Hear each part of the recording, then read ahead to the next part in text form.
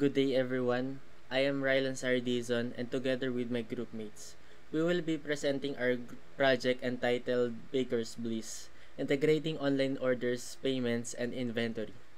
So before we start, let me call on my members to introduce themselves. I'm Joseph Balse. And I'm David Aaron Adaw. Thank you. So now, let's proceed to our presentation. Ang goal ng project na ito is to make bakery operations smoother and more efficient by connecting different processes like orders, payments, and inventory into one system. Next. So let's proceed to organization profile. First, small bakery in Laguna.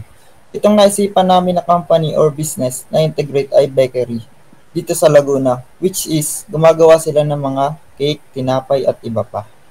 Second, recently launched a simple website.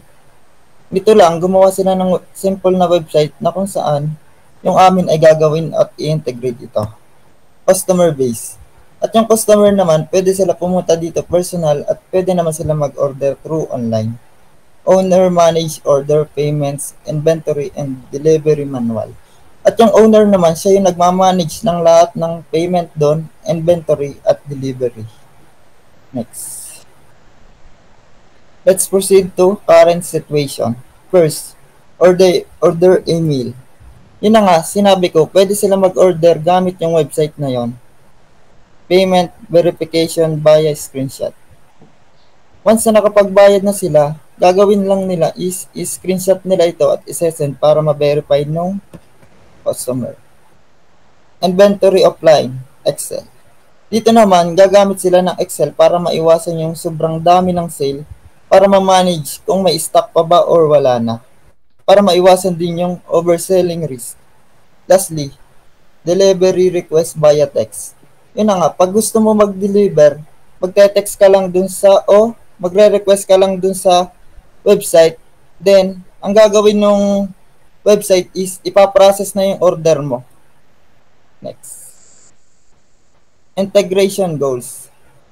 Ito na yung aming goals para dun sa aming website. First, automate order processing from website to fulfillment.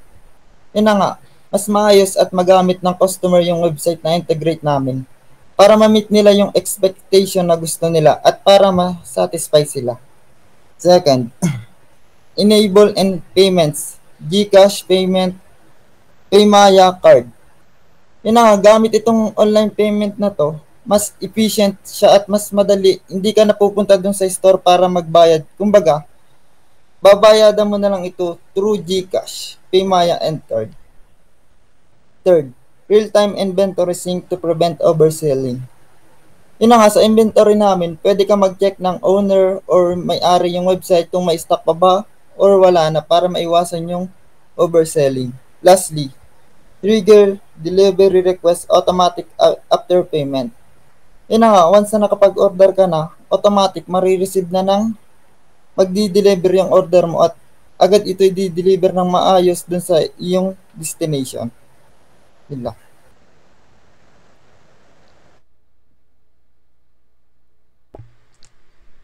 For the integration approach, gagamit tayo ng hub and spoke model using webhooks and iPaaS. Dito, yung website or shop ang magiging central hub, habang yung mga spokes ay yung payment gateway, inventory database, delivery API, and notification para sa owner. With webhooks and REST APIs, magkakaroon ng real-time communication between systems. At kung gusto ng mas simplified orchestration, pwedeng gumamit ng low-code tools like Zapier or Make. Next. Next, let's move on sa technologies and trends na gagamitin. For e-commerce, pwede tayong gumamit ng WooCommerce or Shopify. For payments naman, meron GCash at Paymaya plugins. Integration naman ay powered by webhooks, REST APIs, and JSON.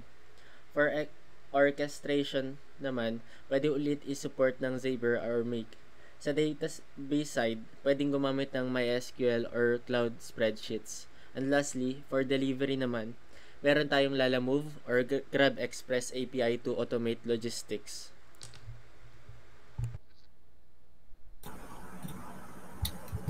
And next, the Baker Bliss system. Gumamit po kami ng hub and spoke. Customers can order and pay directly on the website. Yung si customer is sa website na lang po siya magbabayad.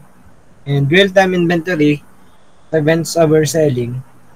And mape-prevent po nito yung overselling sa pagbebenta po. Then, owner saves time. No more manual payment, check or order confirmation.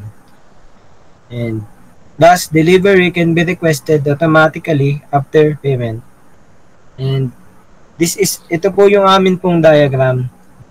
Na-explain ko lang po. Ito pong customer is si user. Then, mag-a-approach po siya dun sa aming website. Then, yung website namin, ito po yung kukuha po siya ng data dito sa database namin na nagagamit po nitong tatlong ito.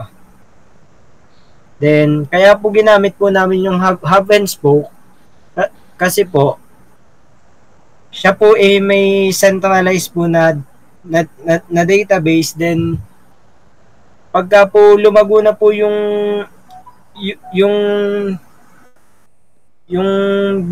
Baker Bliss, pwede po itong gamitin. Then, sa benefits, faster order turnaround. Better customer. Mabilis po yung order. Then, sa real-time inventory, no overselling po. Then, reduce manual workloads. Yung owner po makakapag-save ng time and fewer payment error. More reliable po dun sa cash flow. Wala pong mali-mali. Then, scalable operation. Nakahandle po ng mga online orders. And next.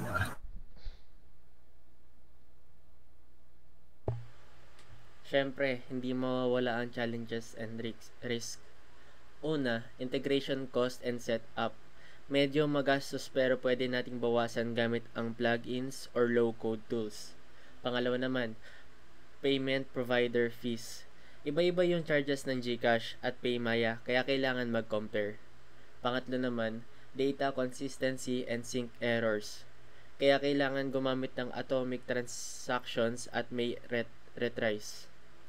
Pang-apat, delivery API limits or service coverage. May mga lugar na hindi covered kaya dapat may fallback option like manual dispatch.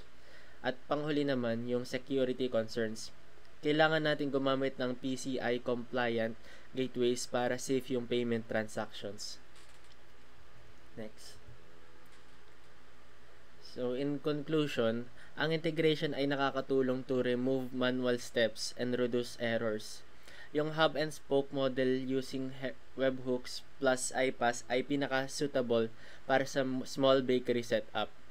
At mas maganda if we start with an MVP cart, payments, and inventory sync. Then improve and iterate from there. Yun lang po. Thank you for listening.